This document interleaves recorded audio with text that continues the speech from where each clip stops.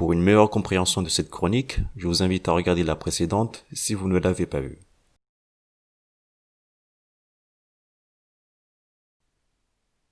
Les langues et leurs connotations.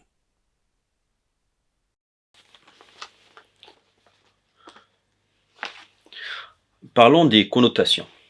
Est-ce que vous savez que de la même manière qu'on ne se respecte pas, qu'on ne se prend pas au sérieux, quand je dis nous, je parle de nous en tant que communauté, la communauté comorienne, notre langue, on ne la respecte pas et on la prend pas assez au sérieux. Je pense que certains parmi vous s'en rendent compte, mais pour que ce soit évident pour certaines personnes, je vais donner des exemples. Par exemple, je vais prendre le discours qui a été fait par Anzali Assoumani lors des assises. Et durant ces assises, en fait, il devait faire un discours. Son discours ça a été fait dans 3 langues. Comme j'ai dit, au Comores, on utilise 3 grandes langues.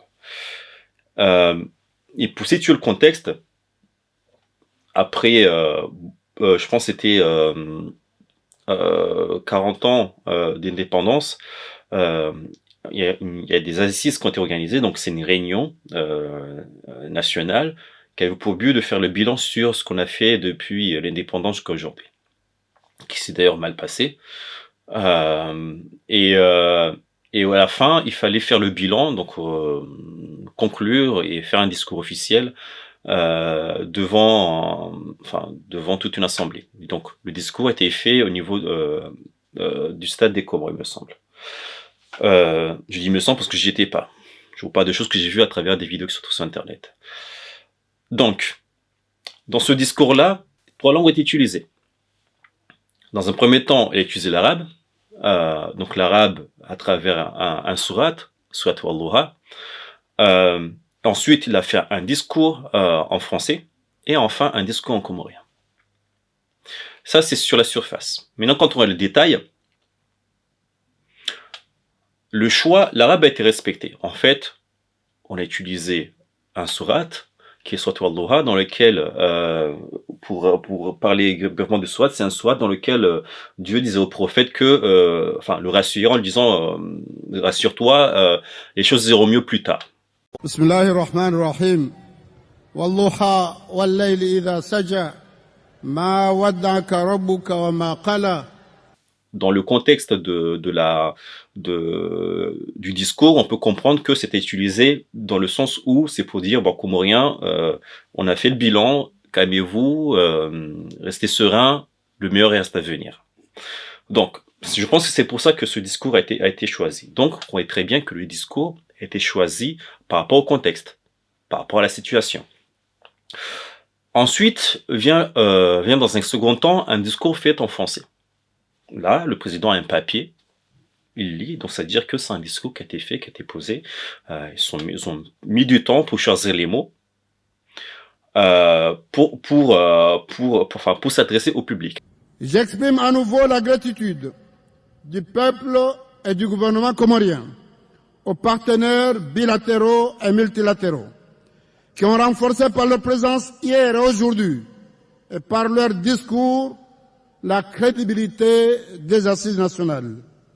Je salue la présence parmi nous cette fois encore et la participation à ces assises depuis l'ouverture de l'Assemblée de Madame Béatrice Attala, représentante de l'Organisation internationale de la francophonie, et de Monsieur et Madame Madi Bolero, secrétaire général de la COI.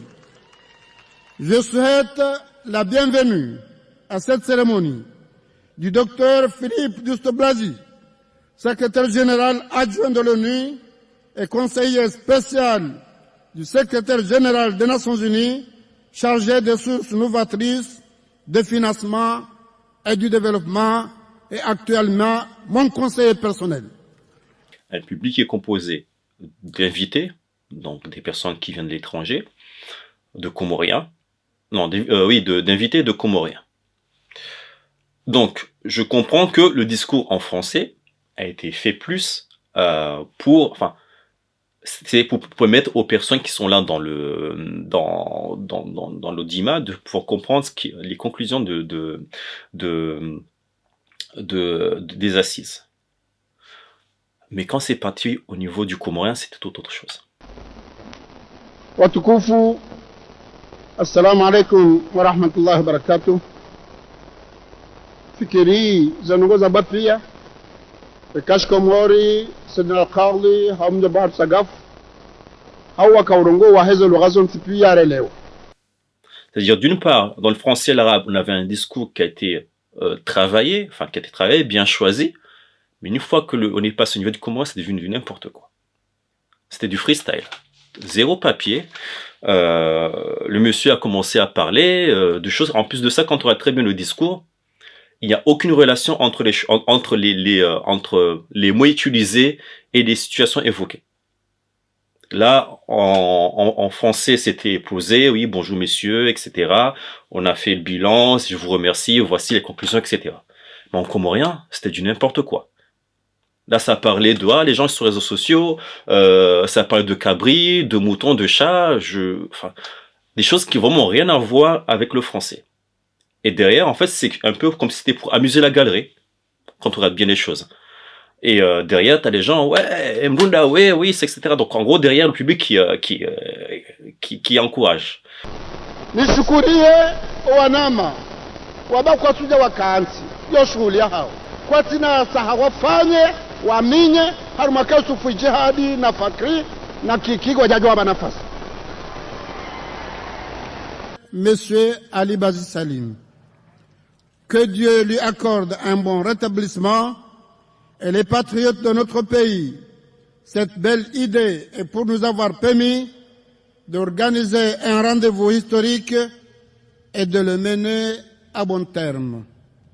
Yallah, hale wamjio kwa kidi wendo mashulini hula ikuwa na nyangwa manao haba hangaru nasjidi mnyezi mnarusamihi haba hawa na nyangwa mbaba mzima mnyezi mnangwa manao ulangu fanya mashuli wendo mashulini na balangwa manao na renti hizo juna kanzanambe baba mimba bouffe.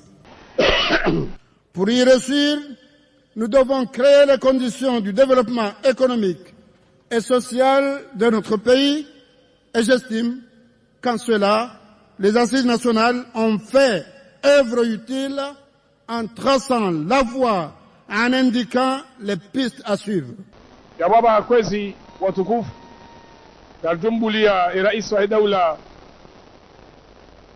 ya rohe daina wajeni watukufu ngesi simaraia mjeridunge riro wakati huo makalima shizungu honora de cesse de remercier les pères fondateurs de la nation comorienne, mais aussi les députés qui ont proclamé l'indépendance, parce que sans cette proclamation, on n'aurait pas de pays à ce jour.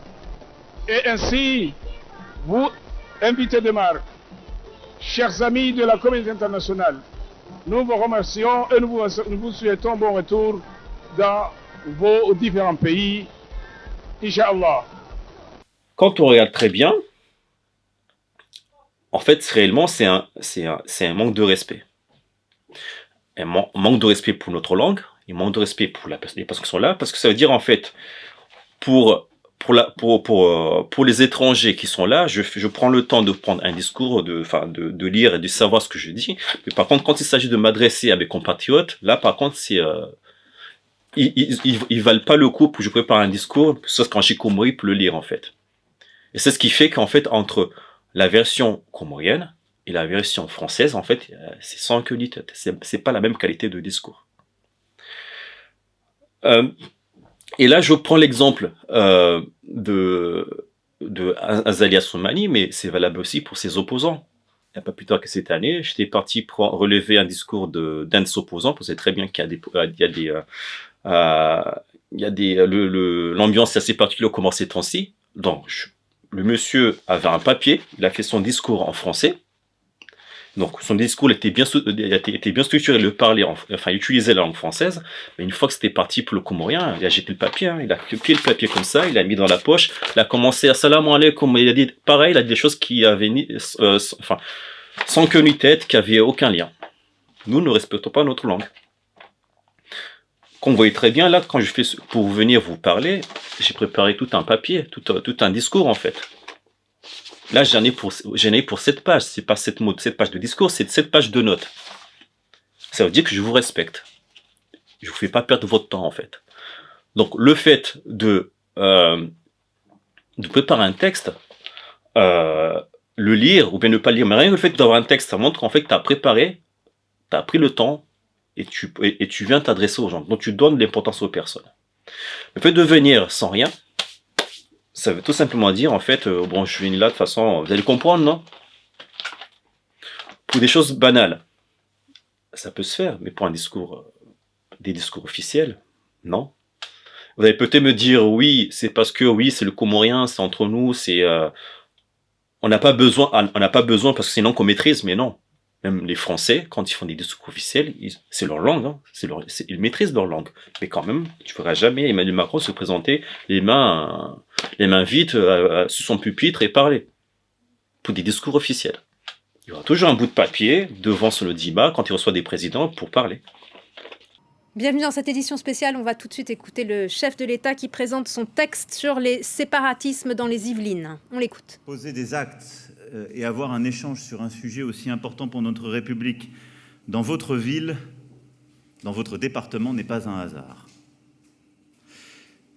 Vous êtes une terre de combat républicain et vous savez les mener, une ville de solutions, comme vous avez coutume de le dire, et un département terre de contraste, mais qui a toujours su, par l'école, la formation, le travail, affronter ces défis. Nous, c'est pas le cas. Là,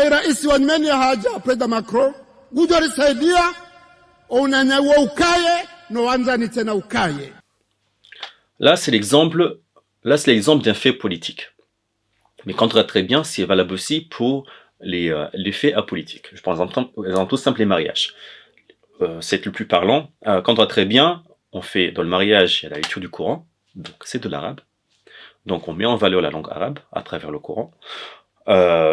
Parfois même, les discours en fait sont faits en shikomori, et parfois les prêches sont faits en arabe. Parfois même en arabe, ensuite en comorien. Et quand on voit très bien, le plus souvent, en tout cas de ce que j'ai vu, les prêches quand ils sont faits au niveau des mariages, les prêches, quand ils sont faits en arabe dans les mariages, souvent c'est une personne qui a un discours qui fait le récit du prophète et qui donne des conseils. Quand on passe en langue comorienne, donc tu as le monsieur qui se lève, qui va faire le discours, qui fait un discours pareil en freestyle. Parfois sans queue ni tête, qui va à gauche à droite et qui tourne autour et pour arriver au bout du sujet. Parce que derrière, il n'y a pas une préparation. Donc, les langues ont une connotation. Quand on va très bien au fond, franchement, disons-nous les choses, qu'on ne se mente pas, le comorien, on l'utilise pour les choses banales. Quand il s'agit de faire quelque chose de correct, on va utiliser le français ou l'arabe. Quand il s'agit de faire des choses qui n'ont aucune importance, on va utiliser le comorien. Donc, c'est pour ça que je dis qu'en fait, de la même façon que on se prend pas au sérieux, on prend pas aussi au sérieux notre langue en fait. En fait, la langue, je l'ai dit depuis le début, la langue c'est le reflet d'une société. À travers une langue, on comprend comment fonctionne une société. Et quand je dis qu'on ne se respecte pas, je pense tout simple. Combien de fois vous êtes parti à un événement comorien que ça a commencé à l'heure? Je prends tout simple. Pour ceux qui sont à Paris, il y a une manifestation qui est faite à l'appel de Paris. On se dit toujours rendez-vous à 14h, mais quand on y va, la première fois que je vais y aller, j'étais prêt pour aller à 14h. Mais c'est un de mes parents qui me dit non, on n'y va pas à 14h parce que tu vas y aller, tu vas trouver, il n'y a personne. On y est allé une heure plus tard, en pensant être en retard, mais finalement c'est à cette heure-là que les gens commencent à arriver. Pourtant, ces mêmes personnes-là, quand il s'agit de partir au travail, ils vont pas être en retard. Mais comme c'est un truc comorien, on va se permettre de venir en retard. C'est un peu comme si on y va, comme si on allait à l'appel.